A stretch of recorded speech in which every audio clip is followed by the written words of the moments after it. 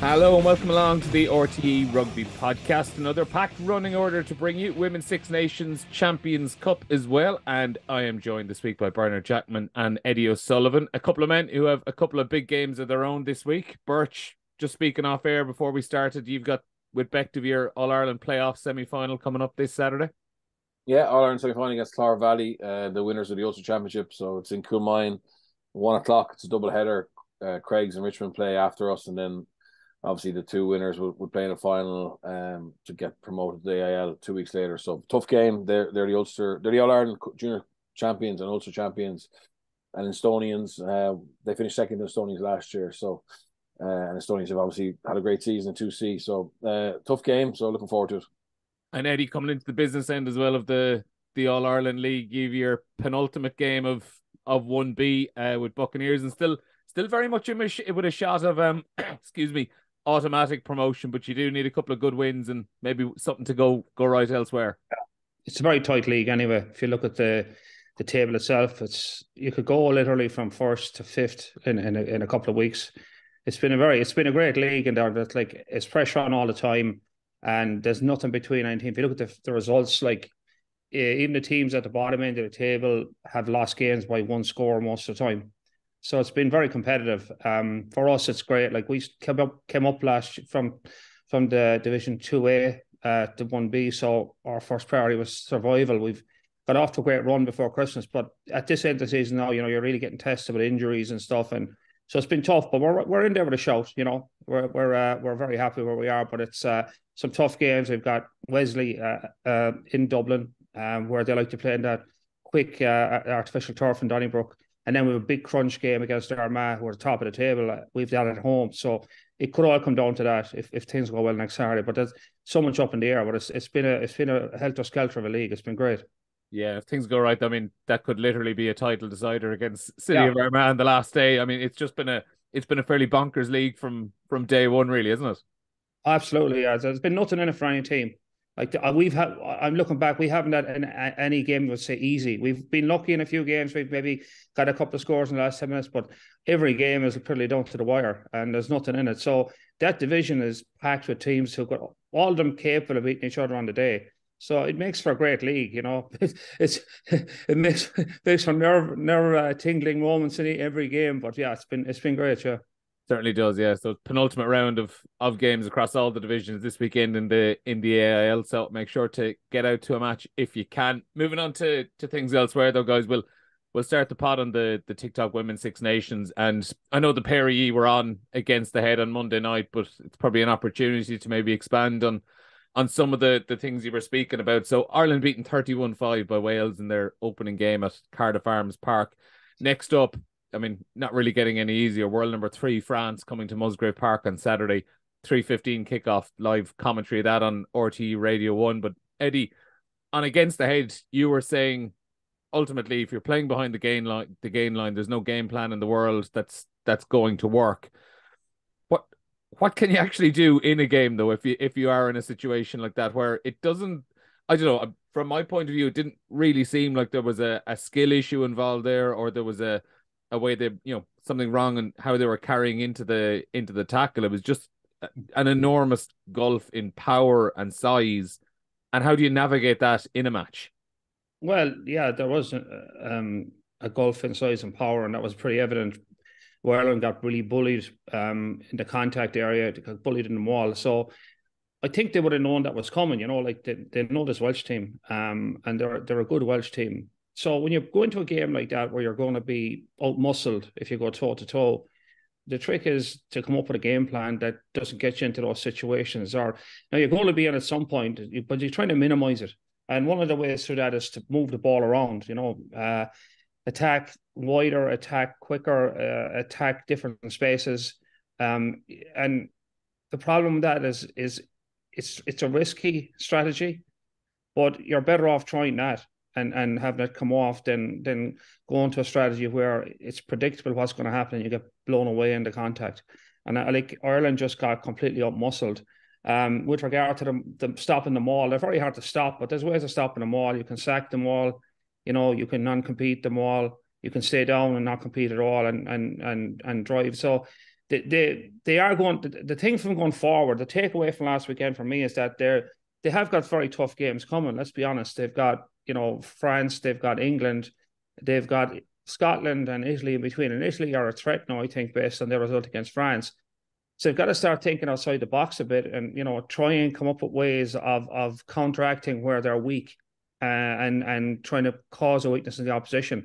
Now that's very hard, but it's something you have to try and do. If you don't, the inevitable happens. And the inevitable was last weekend. They got completely up-muscled. Now, to be fair to them, it looked very bad after 60 minutes, or even come to half-time. They kind of dug in, and they got it, they kind of...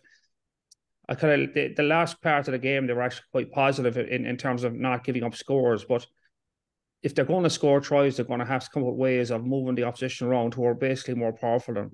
It's not easy, but that's one of the tasks you have as a coach, is trying to find a way of staying in a game where you're being out-muscled. I mean, when I was coaching Ireland, we're going back 20 years, when we played the Springboks, we were always going to get out-muscled if we went toe-to-toe. So we always took them out of their comfort zone, moved them around. Did the same with England predominantly as well. England and South Africa would out-muscle you, So that's the challenge for a team. And there is, of course, to be fair, to do that, you need a certain skill set as well. It's easy to say it. You've got to do it under pressure.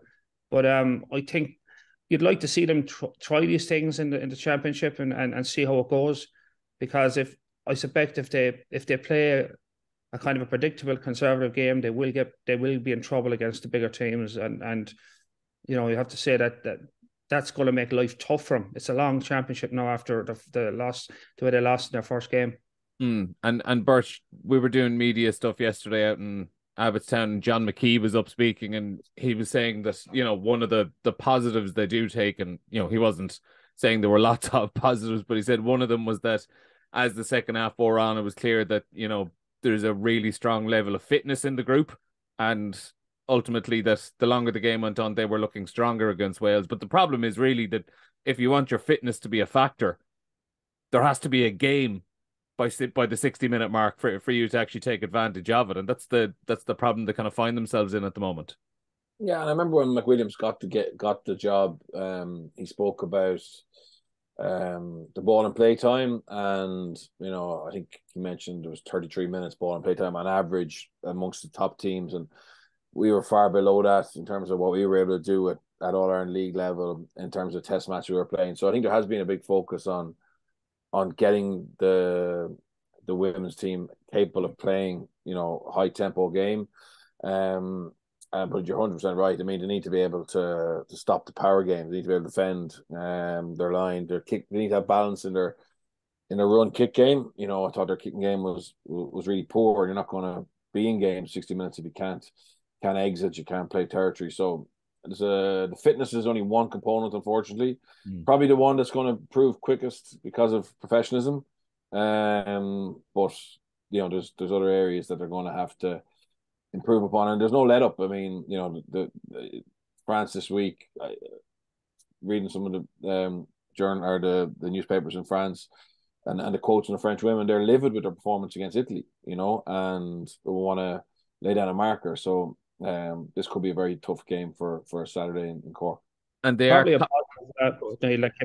probably a positive for the women's game is that last weekend is that they had like 51% possession, so they actually had their share of the ball. Now, if you can get parity in possession and you can use it smartly, you can, one thing, you can keep yourself out of your defensive third of the field. And that's very hard for the opposition to score unless you're going to let them score from long range. So there are some positives there. Like if you can get half the ball and you use it well, you should keep yourself in the game.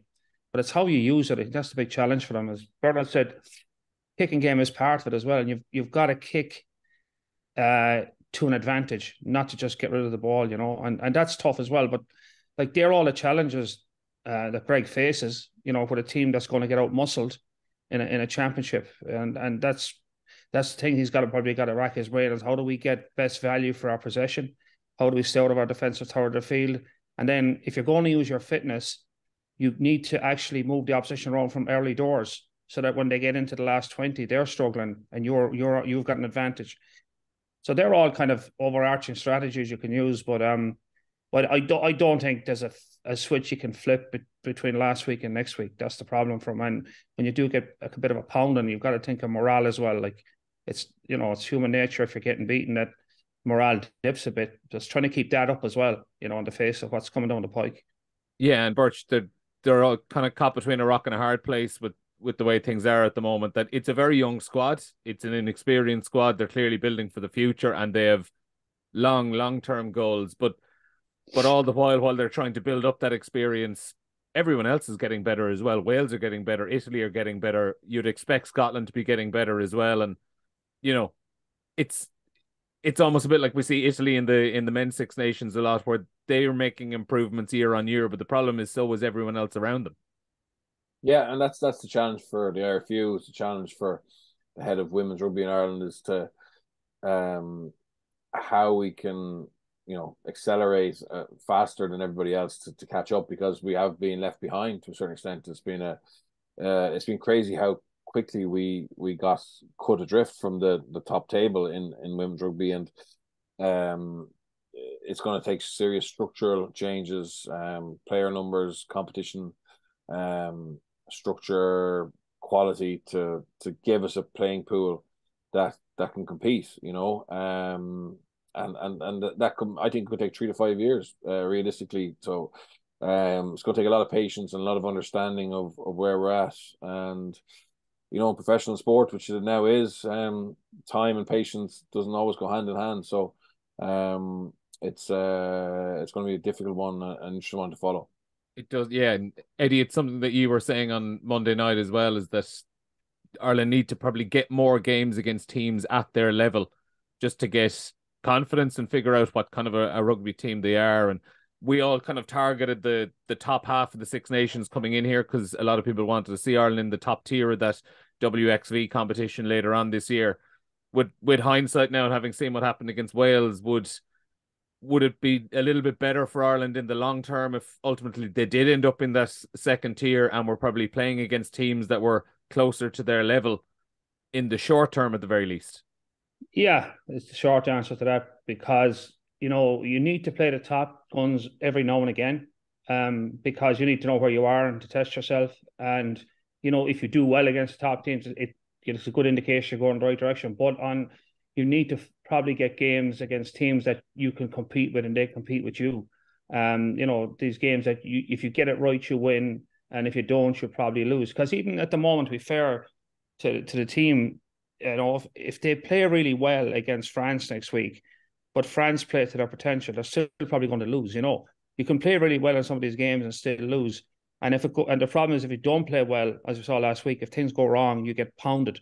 They need to play fixtures where it's going to be a game, it's going to be nip and tuck, but if they play well, they'll win it. So that you're right that they need those fixtures as well. And the more of those, the better, where they're actually competing with teams they can go toe to toe with and they can develop their game. But the problem with international rugby is you don't always get that luxury. The Six Nations, they have to play in it. So they need to look outside the Six Nations at times and pick their moments where they get fixtures. I think the Japan tour was probably valuable to them. That they could rotate players, they could play a team that were pretty much at their level. So that's a good example. But they need more of those games. They probably need,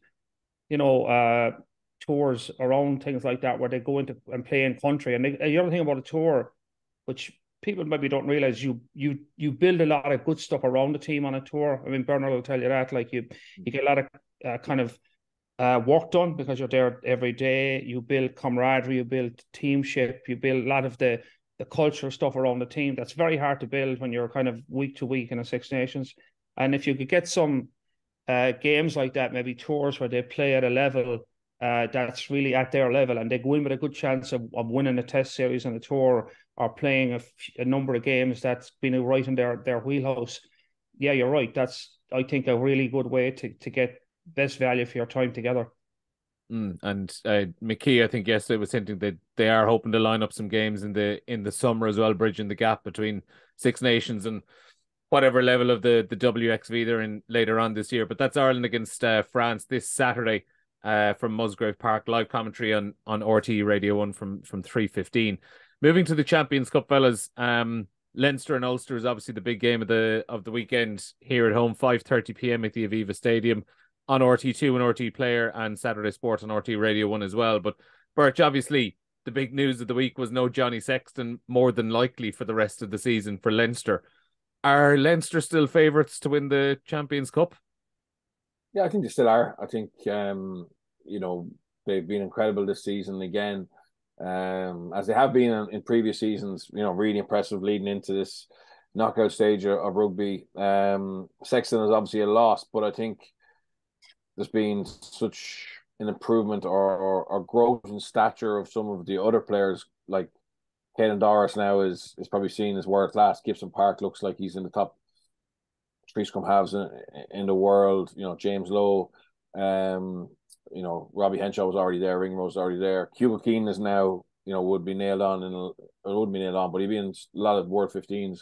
So I think the other players have now grown, and being part of that Grand Slam will give them, confidence that they have what it takes to close it out. And Dan Sheehan has come through as well. So I think Leinster are probably less reliant on Johnny to win silverware than maybe Ireland are, to be honest. I think when you get to that quarterfinal stage in a World Cup and it's France or New Zealand, you'd want to have Johnny Sexton there. But I think Leinster should have enough quality to still be favourites, I think, and get a trophy this year.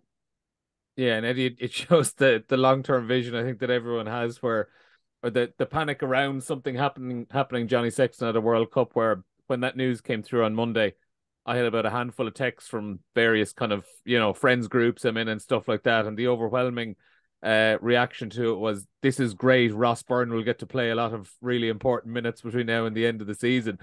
It seems with Johnny Sexton that we only want him so that we never actually have to play him. Yeah, strange. But I think let's not underestimate his importance to Leinster and Ireland, goes without saying. But he is really important to Leinster. But I think if Bernard's right, to take Ross Byrne's development, even if you go back to previous seasons, Ross has stepped up to the plate as well on big occasions, and he's come through. So, and it's not all about Ross Byrne as well. I think you've got enough experience back on the field, through all the Irish guys come back. For me, we talked the other night on Against the Head about Bernard was saying about reintegrating guys, and there's a point there that guys come back the first week back. There's always kind of it takes a while for guys to get back on the same page. But I think you look at the caliber of players coming back, like it's pretty much a lot of the Irish team coming back, they've probably played together more with Ireland than with Leinster in the last couple of months, So I think that, I don't see Leinster falling because Johnny isn't there.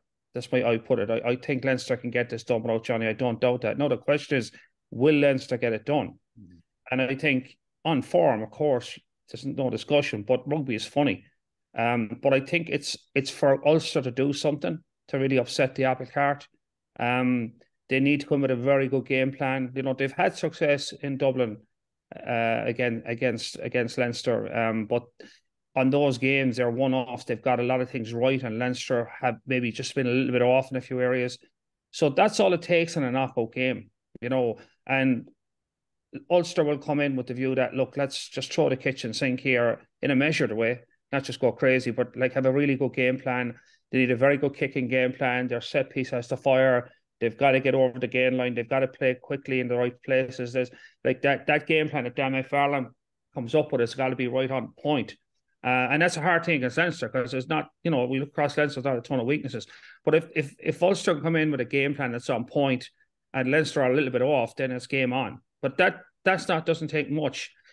But for me, I think if you take a step back, Leinster are going to gauge their season by Europe. They were almost European champions last year with 2 minutes to go, and then it slipped away against La Rochelle. And I think they'll measure their season. If they were to go at the last 16 of Europe, it would be catastrophic for the club, and they realise the importance of that, because they're aiming at winning the European Cup this season, not just playing it. And they're nailed on as probably one of the favourites, and rightly so. So I think when you put that weight of expectation on them, they'll probably respond the right way. I don't see them slipping up. But then again, you know, I've been wrong before about results. We've all been wrong before. Birch, if you were Dan McFarland now, if I gave you a goatee and you became Dan McFarland all of a sudden, what would you be looking at in Leinster? Is there a weak spot that you would be trying to target there, or is it you're trying to come up with the all-round game to break them down? So I'm spent yesterday trying to build a piece on Leinster's weaknesses for pre-match for RTÉ, and I just scrapped it. To be honest, I just scrapped it. I know the only area that is a concern is their maul defense. To be honest, and Gloucester really, you know, went after him there. Now Gloucester have the best attacking maul in the Premiership, and they exposed Leinster. And ironically, that's probably, you know, one of Ulster's biggest weapons is their maul attack. So the problem for Ulster is, can they get enough opportunities to use that in range? You know, Leinster tend to be very disciplined. They've got a very good kicking game. So you don't get that many opportunities to kick it 5 meters out and use it. And I think Leinster probably learned from that Gloucester game. I think I expected to be a bit better. They weren't full strength that day. I think they'll be stronger on paper this weekend. And I think they'll have worked on that. So no, I don't see any obvious weaknesses, to be honest. And I had a good chat with the Stormers coaches and Thursday night before they played, and asked them what they saw in Leinster, and their big thing was, you know, just you can't give them quick ball. You got to try and slow down that collision area. But that's not rocket science. Every team does that. There wasn't anything, you know, major that they saw that they could attack. They just felt they brought their internationals and they had a lot of power and talent, and you know, they're up against the Leinster team, maybe missed some internationals, and that was one of the reasons they felt they had a crack at it. So when I've looked at what Ulster have done in the past under Dan against Leinster and done well, is they've been very pragmatic and not overplayed. So in actual fact, they've kicked the ball a hell of a lot down the tram lines, using Cooney's box kicking, getting in the air. If they can't win it back in the air, you know, slowing that ball down, making Leinster play off an edge, and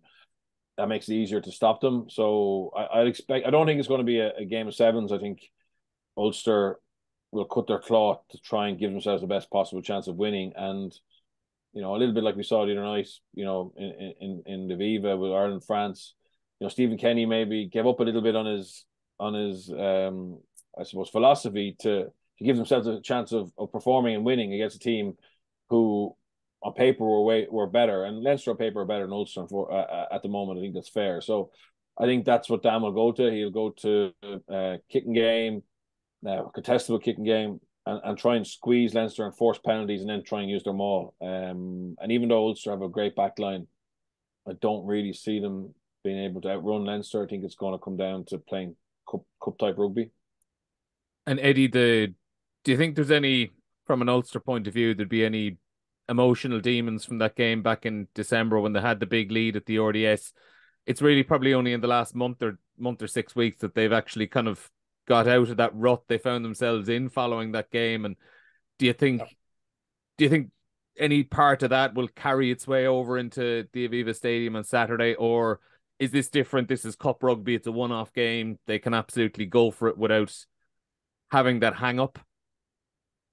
I think they'll park that. You know, that you can't put too much stock in those games there, you know, in the ARC, because you're playing different Leinster side next weekend. It's cup rugby, you're right. It's knockout. It's you know, win or go home, you know. And from that perspective, I think they have a couple of things they might bring that might give them a shot against Leinster. One for me is they've got to defend really well, and I think.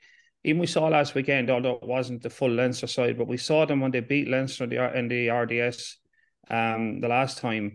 They used the blitz defence really effectively against Leinster. Like, they got off the line incredibly quick. They smashed Leinster, really give them time. They kind of suffocate them to give them time and space.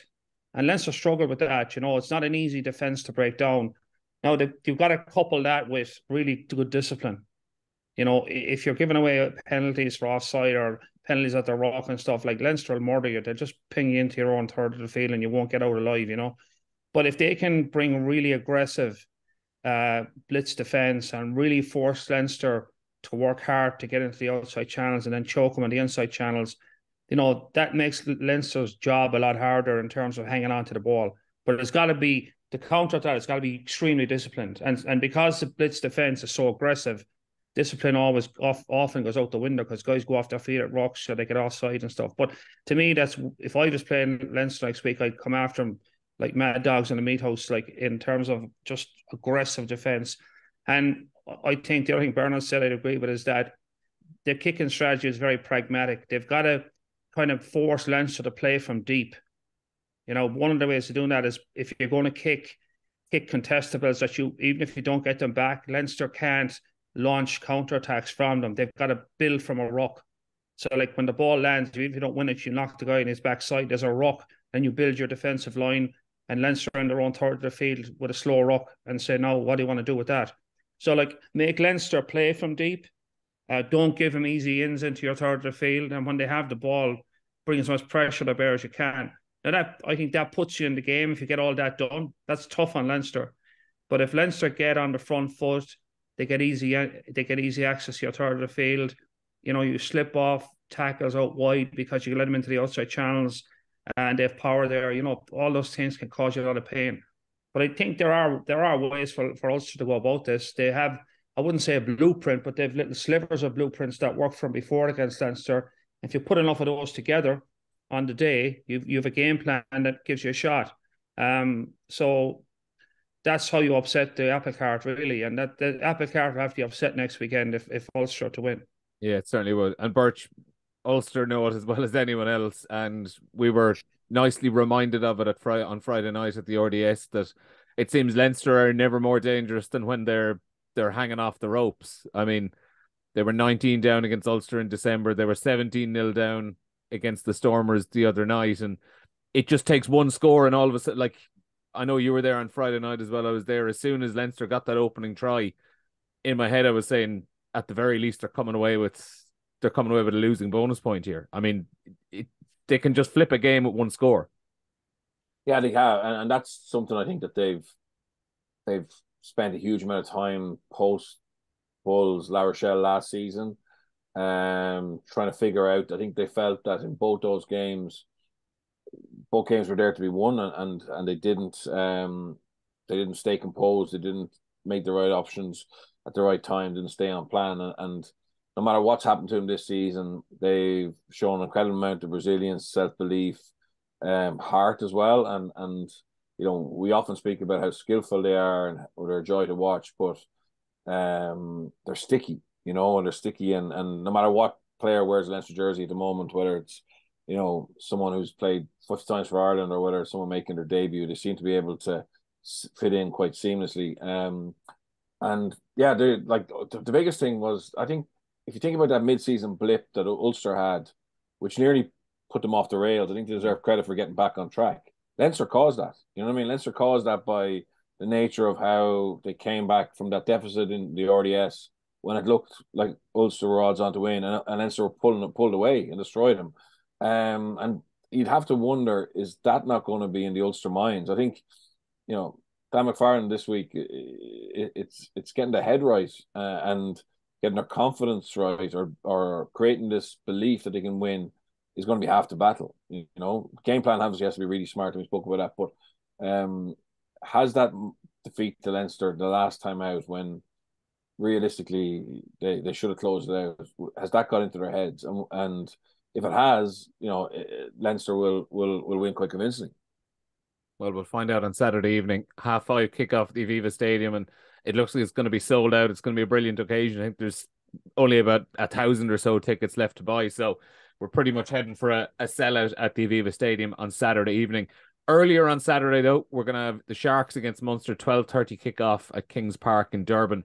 And Eddie, we were doing the media calls yesterday with Graham Roundtree, and it was pointed out to him that Munster have been there and done it all over the course of the Heineken Champions Cup. So it's rare for them to be encountering a first in Europe, a knockout game down in South Africa, and there's just an entirely new dynamic to it. Yeah, well, firstly, Munster, when it comes to Europe, have the history in it. But to be fair to them as well, even when things haven't been going well for them, they've always ponied up in Europe and give a good account of themselves. I thought this year when they played Toulouse in Thomond Park, I was working that game, and they could have won that game. They just made a couple of mistakes at the wrong time, and Toulouse pounced. And then they give a great account of themselves as well in Toulouse, So like they have it in them to deliver those big performances.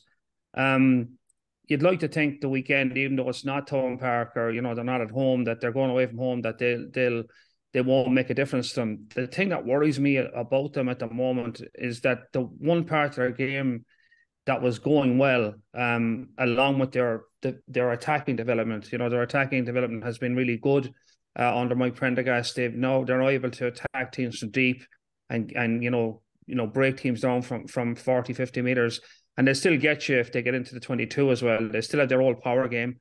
But the one thing that's worried me the last couple of weeks, and we discussed it as well on Against the Head the last couple of times I was there, is their defence seems to have slipped off a cliff, They look really vulnerable in defence. And they were the second best defensive team in the league behind Leinster.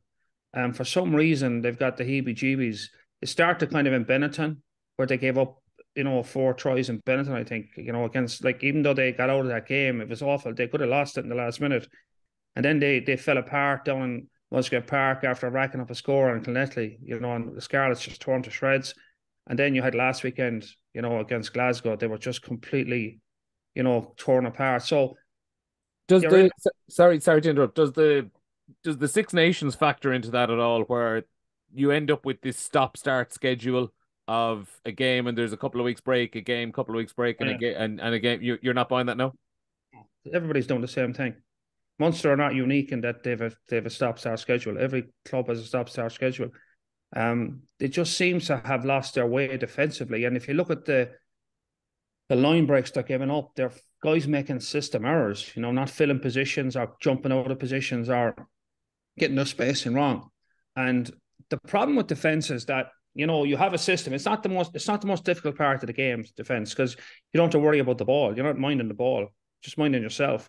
And if you run a good defense system and you tackle, you're always going to be in the game.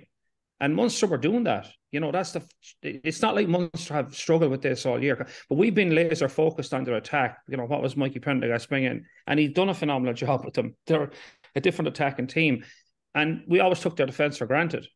But for some reason, it's come unglued now in the last while. The last 2 URC games, they've conceded 80 points and 10 tries. That's not something you want on your report card going into the knockout part of the season.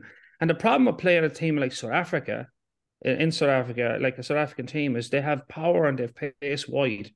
And if you give them half chances, they'll score from. We saw the Bulls who were up in Ravenhill last week. Chip over the top, ball bounces up. They're in under the sticks. The South African teams, because the pace they have out wide, and they don't need much kind of daylight in the defence to cut it open. And that's the one thing I worry about Munster. I think Munster will score points next weekend, I've no doubt. But will they give up points as well? And that's, to me, if they fix that for that game, it's got to be, they've got to tighten up the defence somehow. And the one last thing I'll say is that it's not an easy thing to do. You say, we'll do this, and this. But when you start leaking tries and your defence starts to malfunction, guys' confidence in the system starts to ebb away. And when guys lose their confidence in the system, they go quiet on the field, they don't talk as much, and they're likely to go off script if they think something's going to go wrong, they try and fix it by going off script. And I just think it's the biggest headache Graham Rowntree has is his defence. And even last week, shockingly, they got rumbled into the end goal for a try in the first few minutes of the game. That was probably the worst small defence Munster have put in for years. So their defensive side of football is their Achilles heel at the moment. And I worry away from home on a hard surface against teams that are liable to cut you open with very little opportunity, that might hurt them. That's all I can see. That's the big I suppose the big thing I see that could catch Munster on the weekend. Birch, on Monday you said you actually think Munster are going to win on Saturday. Are you still confident in that? Look at that. Yeah, I am, because I think the Sharks are in a funny place. There's changes to the coaching structure there already in transit, and more to come. I understand, they're very poor way to the Scarlets at the weekend. The form has been up and down. On paper, they should be the best South African team. They're the ones who've spent the most money signing the highest profile players on for paper, whatever reason. On paper, it's Leinster and the Sharks if Yeah, you're talking the URC, isn't it? Like on paper, 100%. But what we've seen on the pitch hasn't portrayed that. And I look at it. The reason I fancy Munster, it's not on form over the last 3 games. It's based on the fact that they've always been able to find an extra gear in Europe. Backs to the walls, doubted, criticised. And I think Munster will be better, and I think Peter Manny coming back in will give them a bit of old school character that they've always had as part of their DNA. And I think the Sharks are vulnerable, to be honest. It's not at altitude. So yeah, I think they can win this week, but that doesn't mean that they're perfect. They mightn't finish ahead of Connacht they might lose the Sharks in the last round. I just think that Europe in general tends to have always got an extra gear out of them, even teams maybe with less talent that wore red. And I hope there's a reaction. Because last week is a very poor reflection of those individuals who played, because it wasn't all about skill. It was around heart, desire, aggression, fighting for each other. That was missing in that first half, and they made Glasgow look incredibly good. And I think Glasgow are good, but I think that they had it very easy. Far easier than you normally would get away in Thomond in a must-win game. So I'm expecting a reaction. And Birch, last point on Munster before we move on, because a couple of bits we need to wrap up on. But the Joey Carberry 10, Jack Crowley 12, that seems to be something Munster are persisting with, at the very least for the rest of this season. What are your thoughts on it in general as a midfield partnership? Yeah, look, I think Jack Crowley can play 12. Although I think physically he struggled a little bit against Glasgow, but I think he can play 12. I think he can play 15. But I think he'll be playing 10 very soon for Munster. And I think they'll have to give him a crack at it. I think Joey's obviously had a massive amount of time. Obviously, he's had injuries, but realistically, he's had a huge amount of time to make that his own, make him the Johnny Sexton or the Jack Carty of Leinster and Connacht, where if he's fit, he starts. I think that's in doubt now. I think Frisch has put his hand up, and I think he's fit this week.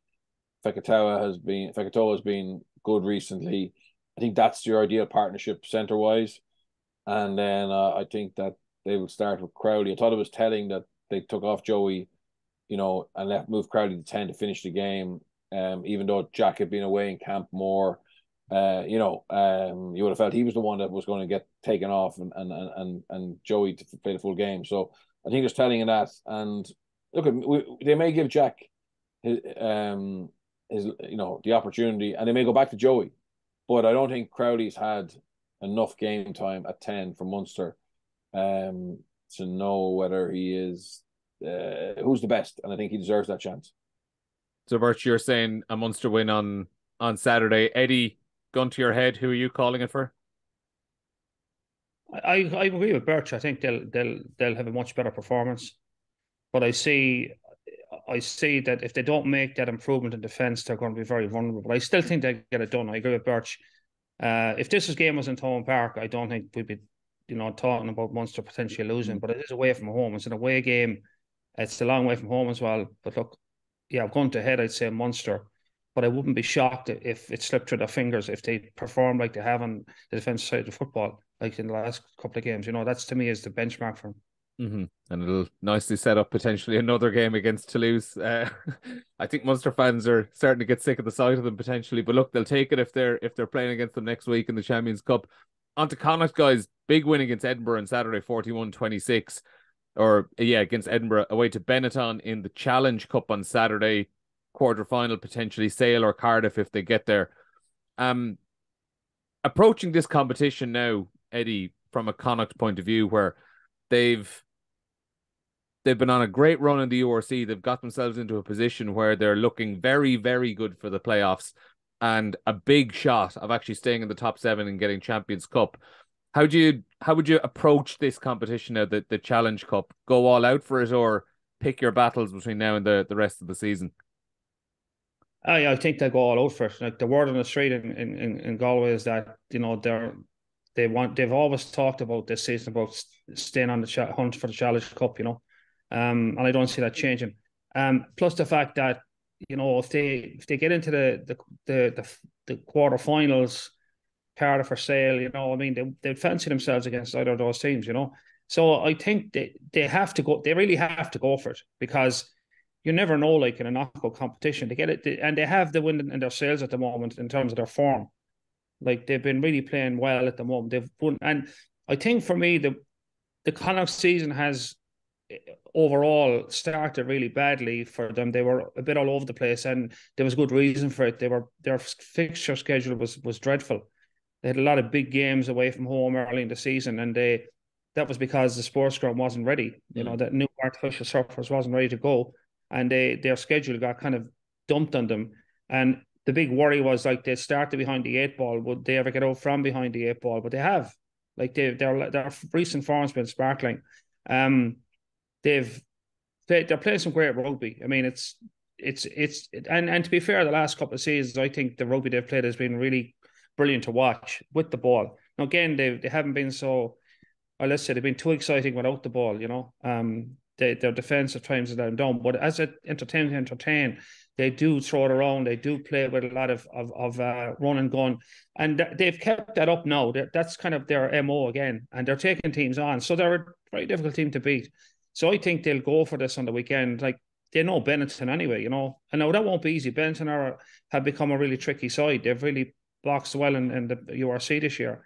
So it wouldn't be a nailed on win, but I think they'd be very disappointed if they don't get this done, because I think they have the dogs to get it done. You know, they have the big dogs to get it done. But again, I would caution that I think they've often been involved in high scoring games because they've scored a lot of points, but they've conceded a lot of points as well.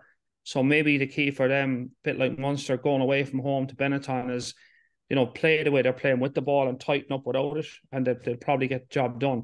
And then, you know, they're into knockout rugby, and there's, you know, when you in a knockout competition, there's a sense of kind of, once you get past the next round, there's kind of a fever pitch builds in around the team in that competition. And I think Connacht know that, and they'll use that, and that won't do them any harm either in the URC, you know. So yeah, I think everything points to the fact that they have to go after this. They've every reason to do it, because they can win this game away from home and put themselves in the quarterfinal, and it also keeps their form burning for the URC, which I think they'd be shocked if they don't make the playoffs of the URC at this stage. They're like in prime position, even though they have a very tough game away to Glasgow the last weekend of it. But I still fancy them to be right in there in the playoffs. Yeah, and Bernard, as Eddie pointed out as well, the fact that the season started so tough for them, having to play 3 games on the road, and it wasn't just 3 games; it was away from home. It was 2 games in South Africa, and they had a couple of derbies in there as well. They had an absolutely atrocious first 5-6 games, and with the context of all that and coming through it, and also playing for so much of the season without Bundyaki, some of it by choice. When we consider this time last year, it felt that a good Connacht performance was almost dependent on Bundyaki being there and being on form. If they were to not only get into the playoffs, which it looks like they probably are at this rate, but if they were to be able to hold that position inside the top 7 and secure Champions Cup qualification, given how hard it is now for all 4 Irish sides to potentially get into the Champions Cup, for Andy Friend, that would be an absolutely remarkable achievement to be able to sign off his time at Connacht with. I think it'd be sensational, particularly because obviously it's more difficult for the Irish provinces to qualify for them, because obviously you know, the easiest pool is obviously the Scottish and Italian one, and Glasgow are going to make it out of that, but Edinburgh are miles away, and we're going to finish ahead of Benetton, it looks like, as well. Or Connacht are going to finish ahead of Benetton. So I think from Andy Friend's point of view, obviously this year they didn't make Europe, but to bounce back, get them back into Europe as he leaves, and in fairness, to have, you know, brought through some of that younger talent, Tierney Martin, the Murray brothers, the local lads, plus Call being able forward. to recruit Call Ford has been outstanding recently. Eddie's obviously coaching some of these lads, these academy lads, who he can speak about in a second.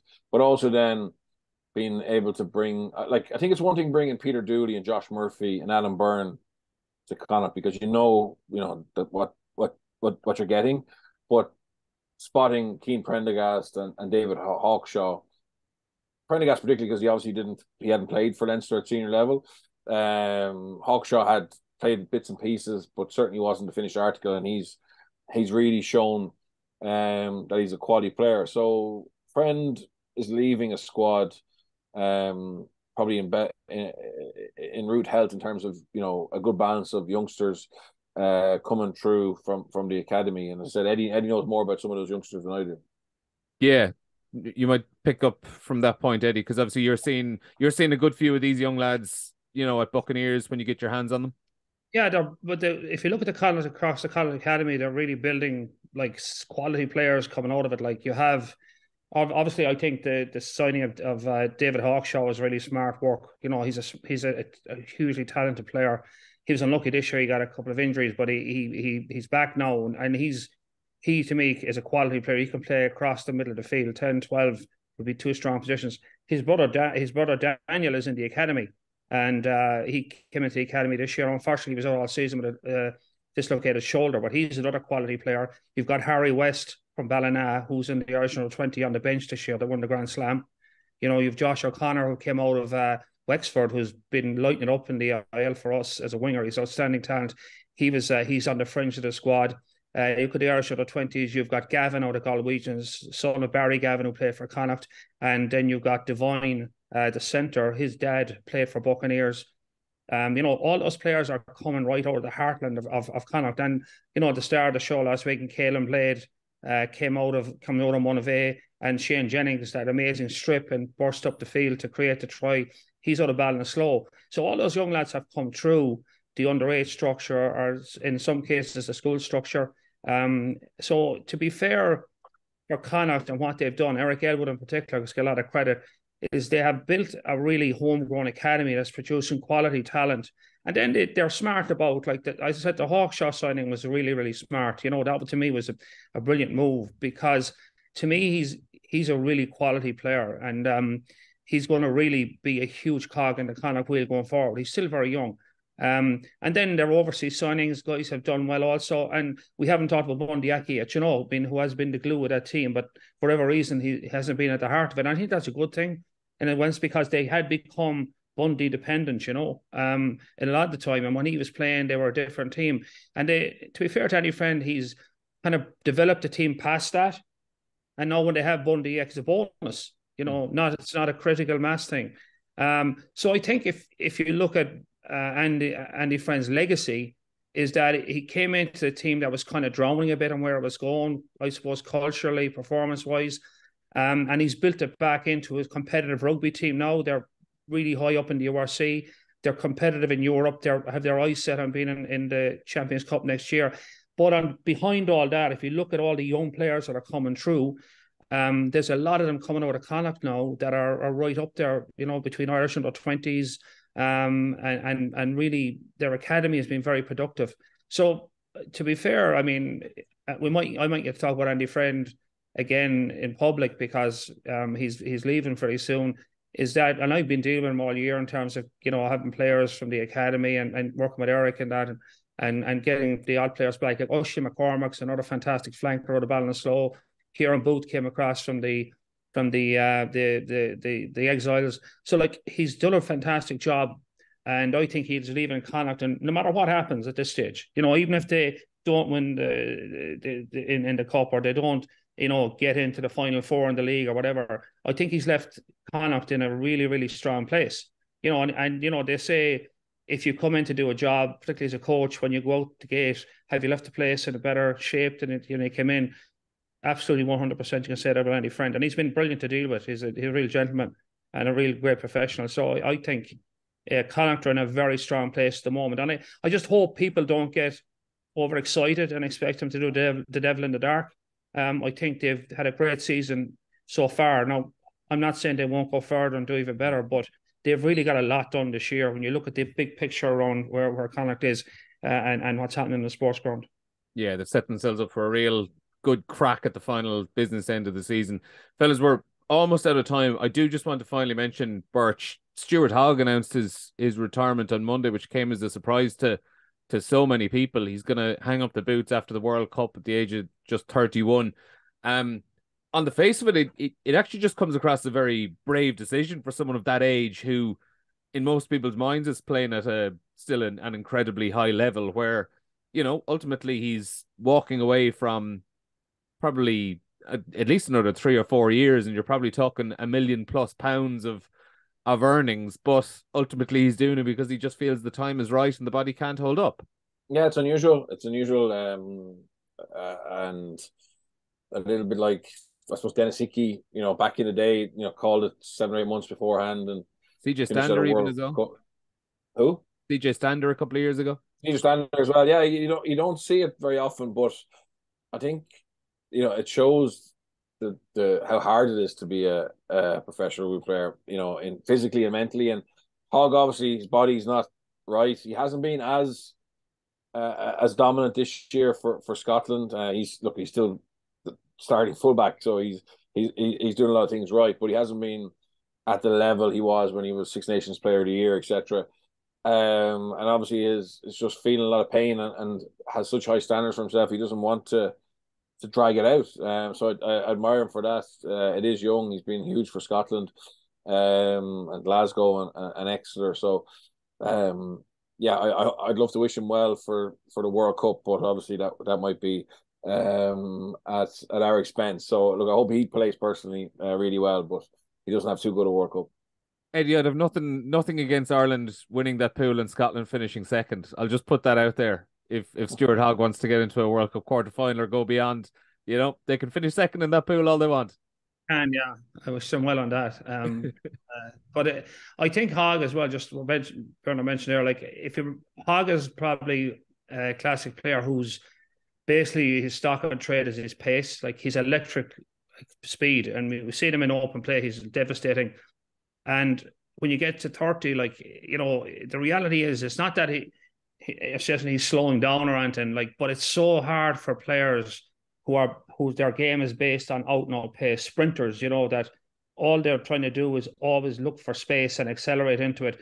It's very hard as you get older and older to keep yourself in that peak.